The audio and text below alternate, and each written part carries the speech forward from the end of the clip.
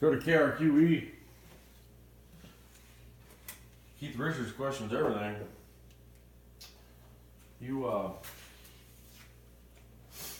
see some bizarre things going on in Rio Rancho. Children being attacked by elderly men that are walking their dogs. And when these police officers, they're not police officers, they're cops. Police officers investigate things. They look at evidence. They draw a conclusion. They're going off a rule book written by the state or the federal government.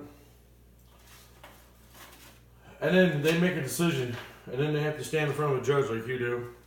And we find out who was right and who was wrong. Well, these cops, they don't look at evidence. They go with what feels good, what's going to make the most money. So the more questions they ask that feels right, they're going to keep asking these kids that are doing drugs and playing baseball because that's who they are. They're not going to ask the elderly man who had his dog attacked by a kid on a motorcycle or a bicycle or whatever's going on. What I'm saying is an elderly man with a dog isn't going to go out of his way just to harm a child. Unless he's on some kind of horrific drug.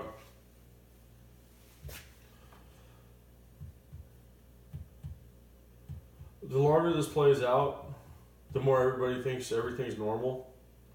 Things aren't. I noticed the same pattern with my mother before my father killed her. Cut her hair off short. Had a weird boyfriend who was doing drugs.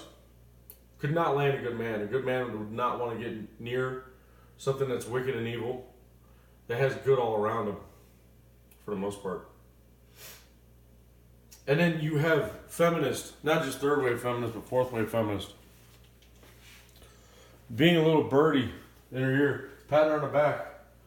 You're the mother and the father. That's why your hair's short. And you look like Pat from Saturday Night Live. And if you think the whole community's laughing at you, and all my friends from all over the world,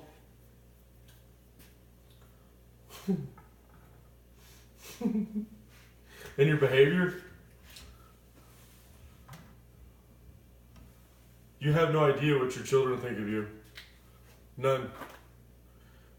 When you think they're having peaceful dreams, twitching on your lap, they're talking to me. Because they're asking me what they need to do. And I tell them, you're going to have to contact my attorney. But I can't give you his phone number because that would mean I break the order of protection. You really can't be talking to me right now. Well, I can't love you because you're a head ass. No one loves something that hates everything. That's what you are now. You're a monster. And I'm like, sorry, we won't bother you anymore.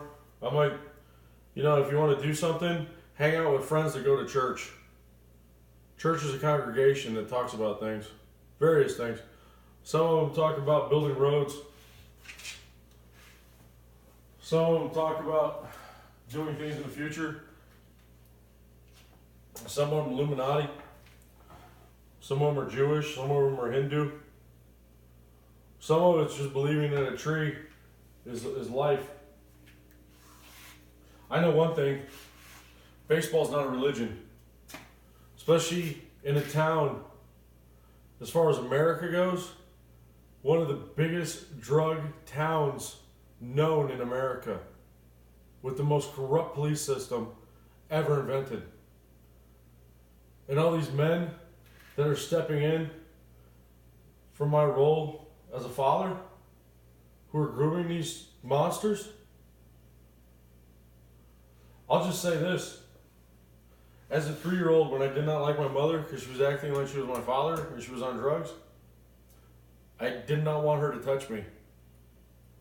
I still have a problem with people touching. I do not like people touching me. I don't like people looking at me. And I really don't like them saying anything to me or asking me a question. I don't. If it was up to me, I would not say a word. I would communicate with my body language and my eyeballs. And when I'm focused on you, if I'm laying on you and sleeping,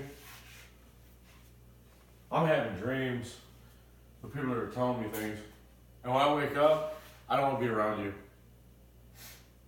What I do is I sit and observe you in your sadness. It's beyond obvious you're crying, nonstop. I get calls from coworkers, prior friends, because you have no friends, none. Your kids are not your friends. They fucking hate you for what you've done. For not being ignorant, just being foolish. Foolish. You saw all the signs. You knew for yourself what was going on. You set this up. The longer you delay ridding yourself of the world, the more horrific your sons are going to plot your demise.